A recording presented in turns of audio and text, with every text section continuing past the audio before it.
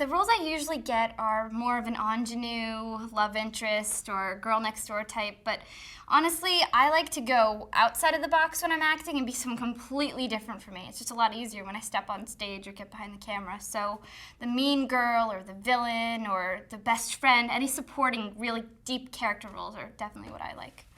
My sense of style is very different, very daring. I wouldn't say Lady Gaga, Katy Perry daring. Well, maybe I would. Well, the funniest thing that I used to do when I was a little kid was every time I saw an old man sitting on a bench or reading a newspaper or working in a store, I'd go up to him and say, "Are you single? Would you like to date my grandmother?"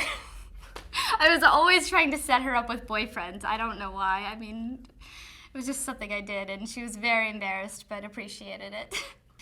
I was born in Portland, Maine, so I'm definitely a maniac, but I've moved and lived all up and down the East Coast. From New York, I lived in the Hamptons for a small time, Florida, the Orlando area, North Carolina.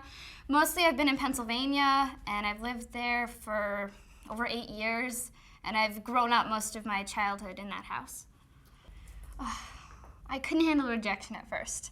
I would read a script or a play and I'd fall in love with the character, and then the realization that I couldn't be that character or any at all in the play and participate in the project was just so devastating for me that I would cry, and that did not look professional. So I trained myself to handle rejection, to not cry, and it's a lot easier now.